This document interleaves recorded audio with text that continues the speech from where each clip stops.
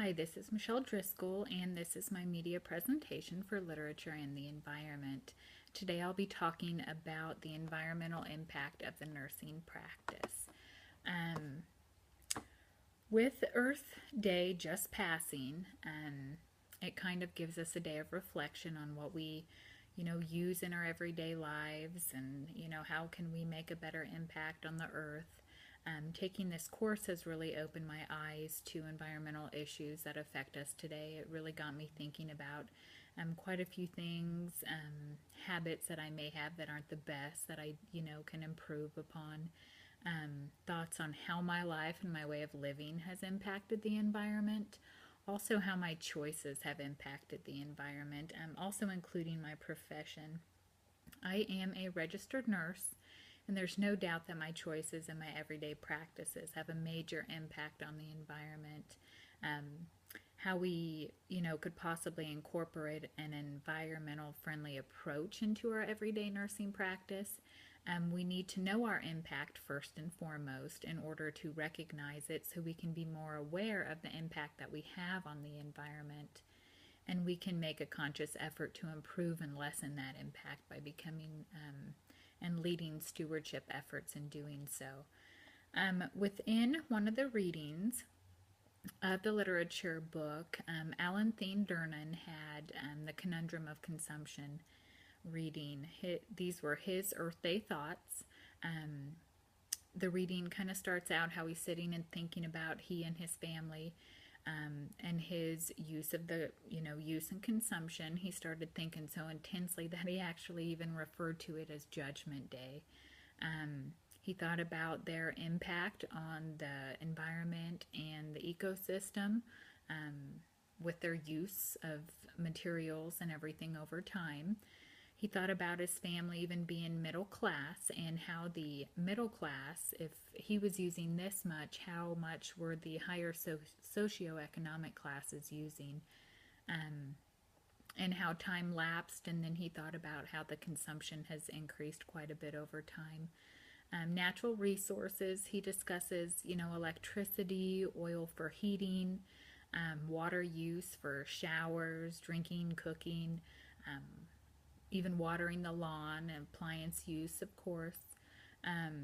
Everyday material usage and consumption was another big item that he discussed of. I never would have thought thinking about the square footage of my carpeting, but he did. Furniture, clothes, if we think about the clothing that we use and purchase and then we either toss in the trash when we could donate it, that adds up over time. Think about within a decade, 10 years, of how much we have purchased and wasted. Think of also all the food that we consume and waste as well, and ultimately the impact on the environment of all of this. There are several course goals and objectives that this relates to.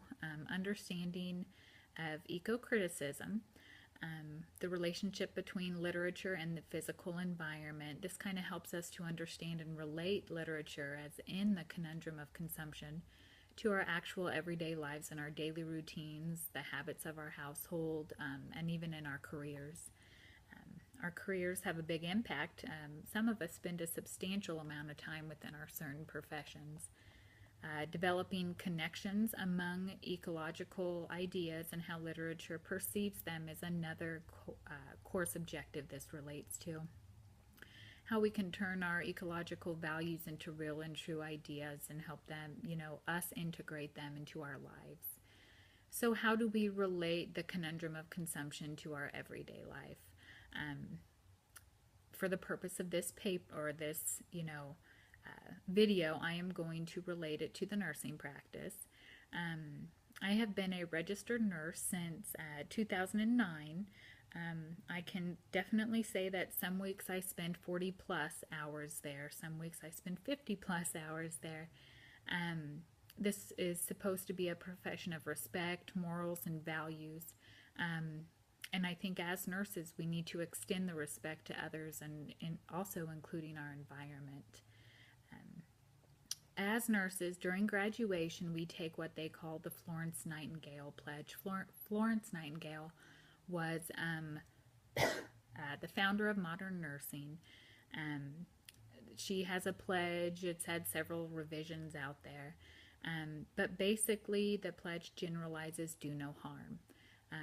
Initially, we think of it meaning, do no harm to our patients. Everything we do for our patients. We have a culture of patient safety that we have to follow. Nursing has a culture of patient safety in general. And everything we do with our patient safety and well-being in mind. And don't get me wrong, that still has to be number one. Nothing, we couldn't survive in this profession. This profession would not be around if it wasn't for our patients. So of course we do have to do no harm to our patients, and think about it from the patient's perspective, but we also have to extend that do no harm to reach outside that patient realm.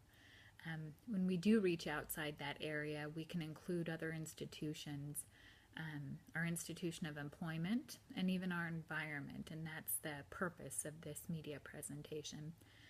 In school, we are taught about cost effectiveness.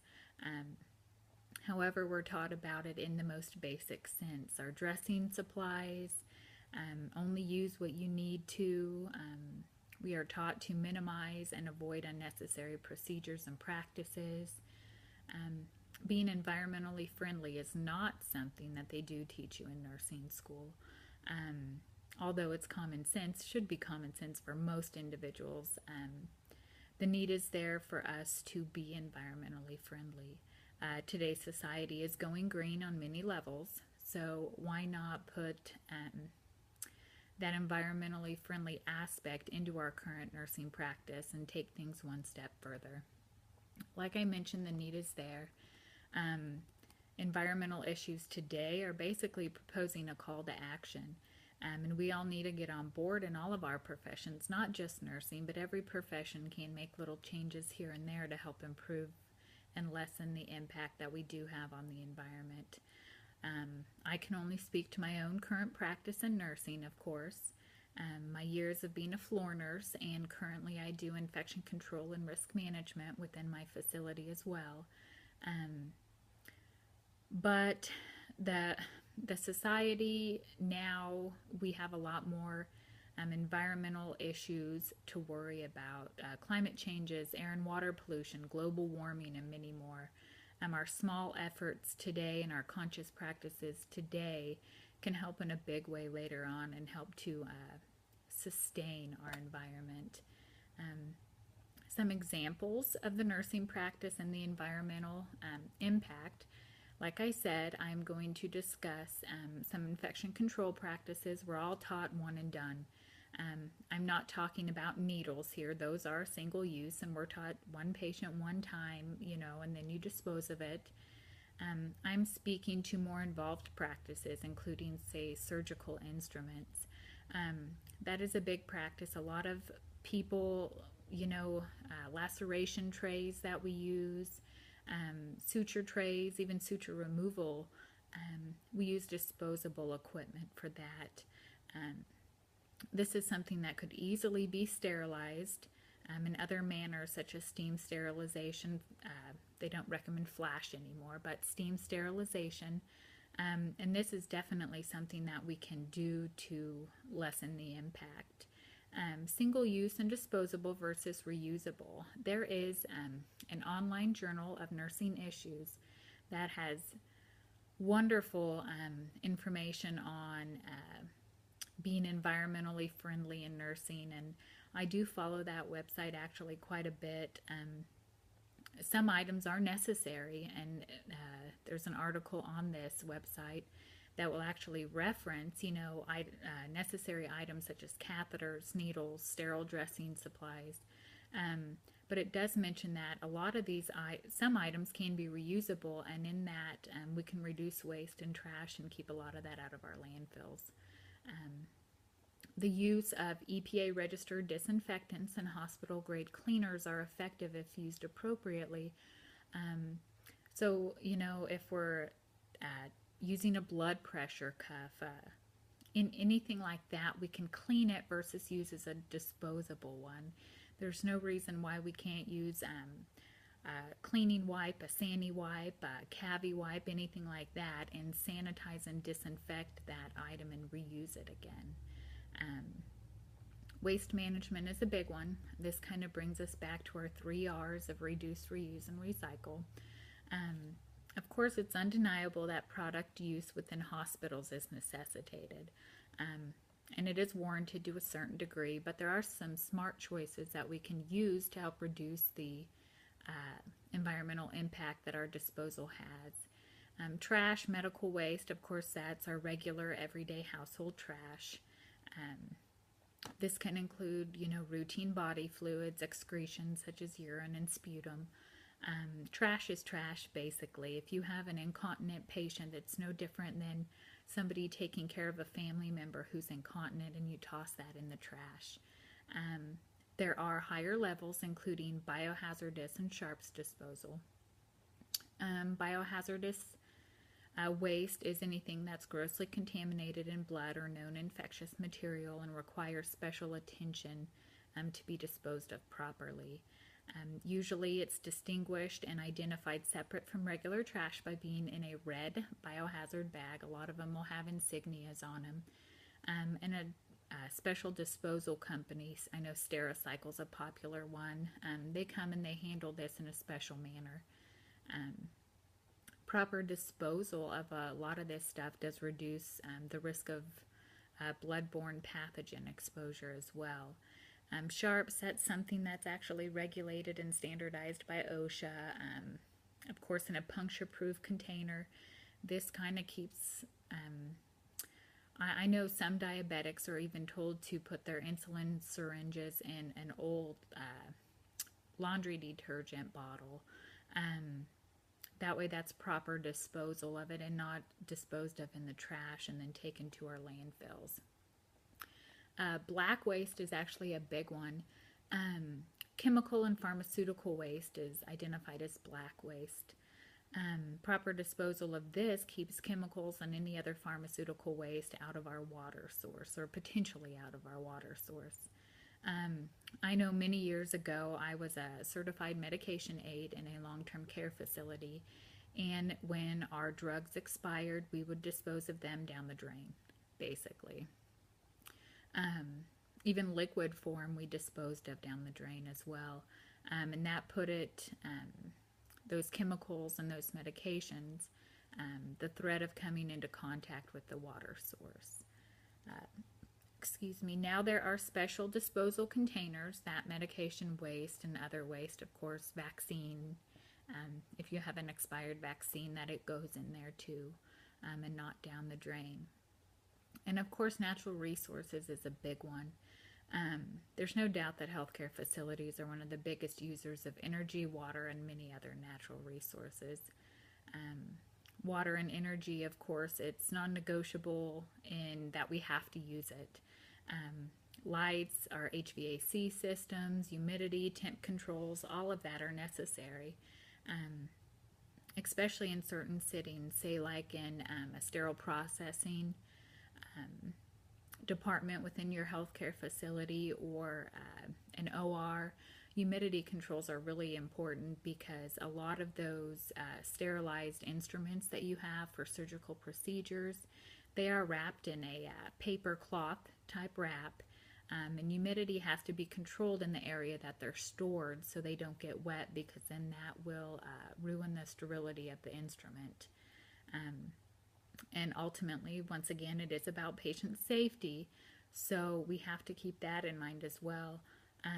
So of course there are some necessities where we have to use more than what we necessarily would want to.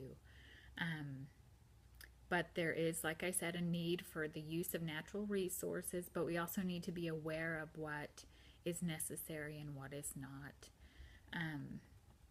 A lot of healthcare facilities nowadays are going through what they call an ESP. It's an energy savings project. Many hospitals are completely redoing all their lights to do LED lights. They're switching to low flow toilets. They're even going as far as using aerators on sinks. There is a big going green effect, and that's taking place all over the country to help reduce the environmental and ecological impact. This is just a major effort that a lot of healthcare facilities are going through. It is expensive initially, but the impact over time is really great on the environment and to lessen that impact. Conscious efforts, turning lights out when you're not in rooms, shutting water off when it's not in use. Little things like this can make a big difference in the long run. So nursing leadership and environmental stewardship is a big goal of this presentation. Efforts are meaningless unless nurses become engaged in those efforts. And we also need to believe in the need for transforming our old ways into new, more methodical manners to help combat unnecessary use of our natural resources. And as nurses, we can make these conscious efforts and reduce waste and promote proper disposal of the produced waste that we do have. So, nursing's conundrum of consumption. Just as in Alan Thien-Durnan's writings, we need to be aware of what is going on and the effects and the impact that it's having on our environment and our ecosystem before we feel the need to change. Identifying this is a first step. So this is just kind of a call to action. All nurses, every profession, but of course for the purpose of this, it's nursing. Identifying that the need is there is number one. We need to understand that nursing is a profession of trust, respect, and understanding, and therefore we do need to extend this, we need to extend this into our nursing practice and also expand our thinking of do no harm and include this in all aspects, not just our patients. Like I mentioned earlier, patients are still number one in our practice, but efforts can be made in other areas as well, and we need to do so. Awareness can equal positive results.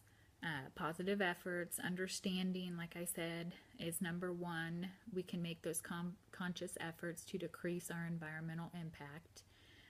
Nurses, we can lead these stewardship efforts. Nurses are educators. We're taught to be educators and advocates within our nursing school. This is actually a great opportunity, and we can use this to our advantage to lead those efforts and have our patients and our coworkers see those efforts that we're doing, and hopefully we can make a change in their view on things as well. So in conclusion, nurses, we can lead those efforts and hopefully we'll be trendsetters, start a trend. It's just like any other habit that can be formed after repetition. We can all do the same and continue to do so.